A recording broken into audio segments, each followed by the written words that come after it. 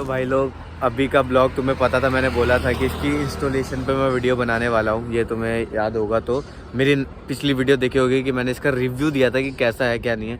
और अब मैं इसके बारे में पूरा इंस्टॉलेशन और रिव्यू, मतलब मेरा अभी 2 हफ्ते हो गए इसको, शायद 2 हफ्ते से मैं इसको यूज़ कर रहा हूँ। मैं 2 हफ्ते का एक्सपीरियंस बताना चाहूँगा। तो अगर पता होगा, मेरी पिछली वीडियो आपने देखी होगी कि हाँ, मैं इसकी रिव्यू के बारे में मैंने बताया था ब्रेम्बो हाइड्रोलिक किट के बारे में। अब मैं इसके इंस्टॉलेशन के बारे में बताने जा रहा हूँ और बहुत ईजी है। मैंने आपको उसी टाइम बोला था कि बहुत ईजी है, आप एक बार देख लीजिएगा।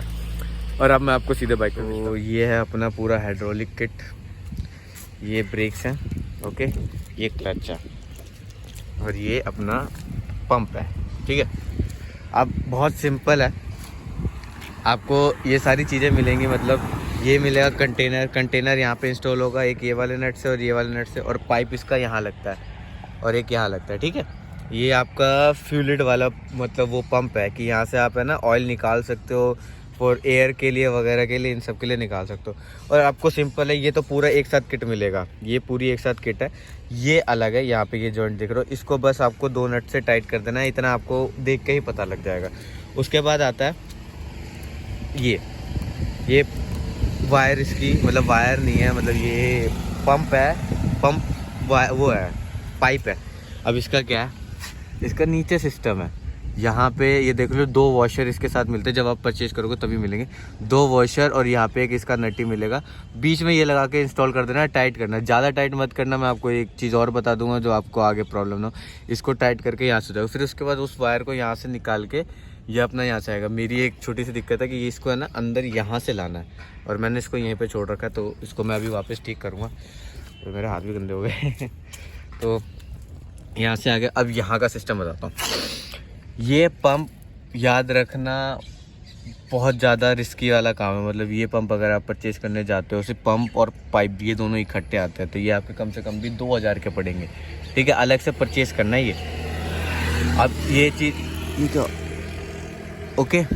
अब मैं बताता हूँ, इसका ये जो साइज़ है ये आपको इस हिसाब से कट करना है कि इसमें ना थोड़ा क्ले है। देखो ये है ना, ये हल्का सा जैसे मूवमेंट हो रहा है, ये क्ले मुझे चाहिए कि तभी ये ना क्लच पे इफेक्ट नहीं पड़ेगा, ठीक है। अब मैं बताता हूँ अब वो कैसे। अगर आप अपाची 164V में अगर आप इसको फिट कर रहे हो, तो इसको इतना कट करके, अगर आप ज़्यादा कट करते हो ना, तो यहाँ पे इसको ये लगाने की चूड़ियाँ हैं, ये घिस जाएंगी। ये देखो यहाँ पे ये दिख रही है ना, जैसे ये बाहर आ रहा है, ये टाइट करने का होता है, बट ये मैंने इतना कट कर रखा है कि ये ठीक नहीं हो सकता। हाँ, बट ये पक्का जुगाड़ है, मैं बता देता हूँ। अब ये जो पत्ती है, इस पत्ती को आपको आधा कट कर देना, ये है ना यहाँ तक रहता है। अब इसको पत्ती को आधा कट करवा दो, ये खरादिए से कट करा दो, किसी से भी कट करा दो, वो आप पे डिपेंडेंट है कि आपका खुद ही मन है। यहाँ से इसको कट कर देना, फिर ये इंस्टॉल हो जाएगा।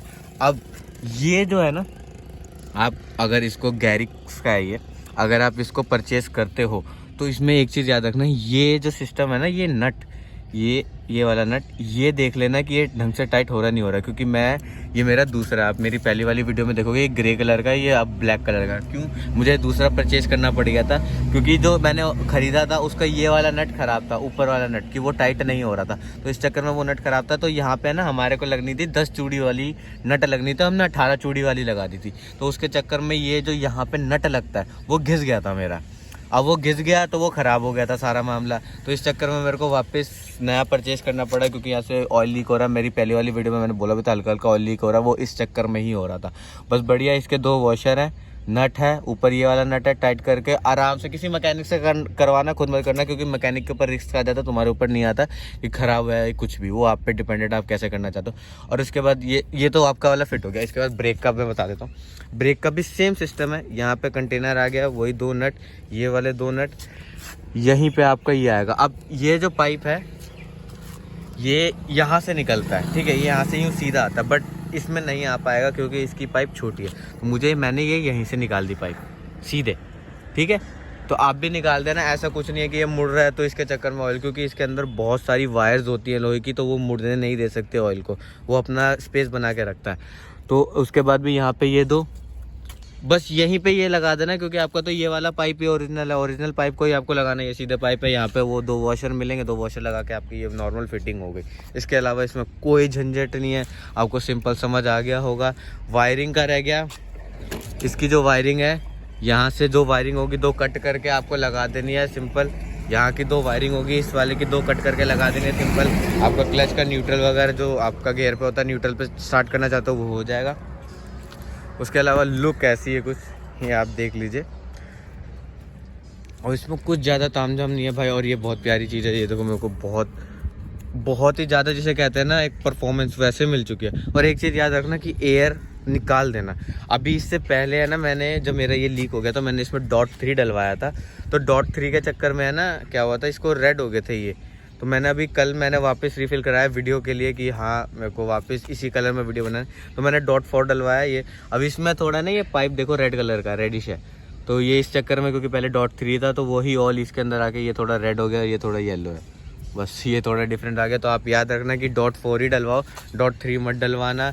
.3 क्या होता है यार, वो गंदा बहुत जल्दी होता है। और ये सब इंस्टॉल कराने से पहले ना, जैसे ब्रेक में जब आप इंस्टॉल करो तो इसका पहले ऑयल निकलवा देना सारा, क्योंकि इसके अंदर गंदा होता है। मैंने ध्यान नहीं दिया था, मैंने कल सारी ऑयलिंग वगैरह वापस कराई है। सब पाइपों में से इतना गंदा निकला है भाई, वो उसमें है ना पंप और ख़राब होने के भी डिपेंडेंट आ जाते, तो वो चीज़ याद रखना। ये तो थोड़ी बहुत चीज़ें डिटेल थी, इससे ज़्यादा कुछ भी नहीं था इसके अंदर। सिंपल फिटिंग है। मेरे को पता है पिछले वाली वीडियो 18 मिनट की बहुत लोगों ने नहीं देखी होगी, बिकॉज वो बहुत लंबी हो गई थी, ठीक है। मैंने इसलिए ये वीडियो शॉर्ट बनाई है कि ज़्यादा दिक्कत ना हो। इंस्टॉलेशन आपको समझ आ चुकी है, आप खुद घर पर बैठ के इंस्टॉल कर सकते हो। मैंने खुद इंस्टॉल किया, कोई दिक्कत भी नहीं आई है। मैंने और राहुल ने किया था, मेनली राहुल को थोड़ा बहुत पता था, मेरे को थोड़ा डर लग रहा था क्योंकि मैंने अभी तक ये सब फिट नहीं किया था, इसलिए मेरे को थोड़ा डर लग रहा था। अब मैंने कर दिया तो मेरे को कोई भी डर नहीं है, मैं कर सकता हूँ।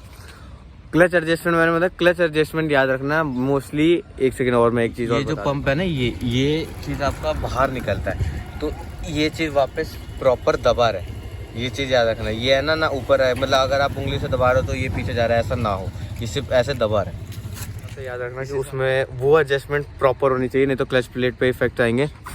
और अब मैं इस पर 2 काम और कराने वाला हूँ कि इसका क्लच स्लीपर क्लच डलवाऊंगा और 200 का चेंज पॉकेट। 200 का चेंज पॉकेट मैंने इसमें डलवाया था, मैंने सेकंड हैंड परचेस किया था, बट बहुत प्यार से फिट हो गया था। कोई भी ऐसा नहीं था कि कुछ कराना पड़ा, सिंपल फिटिंग थी, जैसे इसकी नॉर्मल लगती है उसकी भी नॉर्मल लगी थी। अब मैं उसकी फिटिंग करवाऊंगा, सब कुछ ओरिजिनल। इसकी क्लच प्लेट स्लीपर डलवानी है, 200 का पॉकेट डलवाना, बाद बाकी इसकी नेक्स्ट वीडियो के लिए तैयार रहना। फुल मॉडिफिकेशन पर डालने वाला हूँ, या नहीं, मैं अभी फुल मॉडिफिकेशन नहीं डालूंगा, मैं अभी है ना इसके टुकड़ों में डालता हूँ, बंदों को पता नहीं लगेगा, क्योंकि हर किसी के बारे में बताना पड़ेगा अभी। तो मैं हर एक चीज़ के बारे में प्रॉपर बताता जाऊँगा डिटेल में, आप उसके पता कर लेना। उसके बाद मैं एक प्रॉपर डिटेल वीडियो बना दूंगा कि कैसी लग रही है बाइक, सारी चीज़ें। तो मैंने जैसे बताया था कि लास्ट उसका पंप वगैरह का, और इसका प्राइस मैं बता देता हूँ।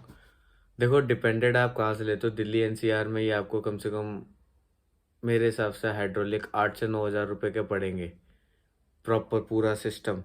और 8 से 9 हज़ार रुपये का सिर्फ ब्रेम्बो, और 2 हज़ार रुपये का आपका पंप और पाइप अलग आता है। पाइप और पंप अलग है, याद रखना ये चीज़, क्योंकि ये दोनों इसके साथ नहीं मिलता, आपको अलग से परचेज़ करना पड़ेगा।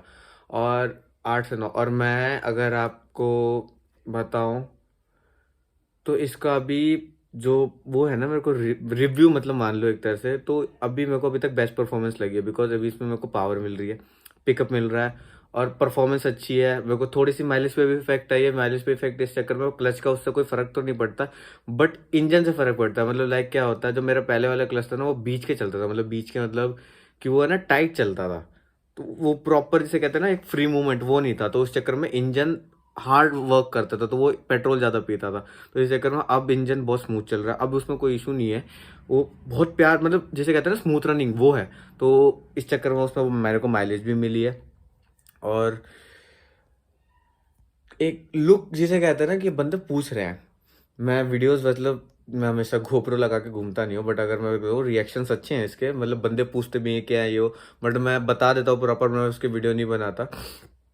इसका लुक बहुत इंसेंस आता, मतलब अच्छा लगता है लुक, की ऐसा कोई इशू नहीं है कि कोई घटिया सा लग रहा हो, छपरी टाइप नहीं भाई, प्रोफेशनल टाइप लगता है प्रॉपर सब चीज़ों के साथ। और आपको पता है हाइड्रोलिक का क्या मतलब है, मतलब वायर का सिस्टम खत्म, जो आपको बार बार एडजस्टमेंट करनी पड़ती है ना, नीचे से बार बार वो खोलते थे टाइट करते थे, ये सब सिस्टम खत्म हो गया। अब आप सिर्फ एक बार फिट कर दो, खत्म, उसके बाद वो नॉर्मल चलेगा, जब तक ऑयल खत्म नहीं होता। ऑयल जब तक खत्म नहीं होगा तब तक वो पंप चलेगा, और पंप पे डिपेंड है। पंप हीट तब करेगा जब आप उसको हाईवे पे लेके जाते हो, बहुत रनिंग करते हो, क्योंकि वो पंप है तो वो हीट तो करेगा, ऑयल भी हीट होगा, तो थोड़ी दिक्कत आएगी।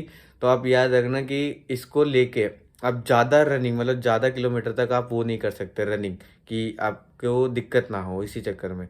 तो आप थोड़ा जैसे 50-60 किलोमीटर आप तेज़ भगा लो, उसके बाद थोड़ा नॉर्मल हो जाओ, हीट अप ना हो इसी चीज़ में। मैं टूर का बता रहा हूँ क्योंकि मैं लॉन्ग टूर करता हूँ तो मेरे को इशू ना हो इस चक्कर में। अभी तक मैंने इसके साथ लॉन्ग टूर नहीं किया है, अभी लॉन्ग टूर करूँगा देन मैं आपको बताऊँगा कैसे क्या है।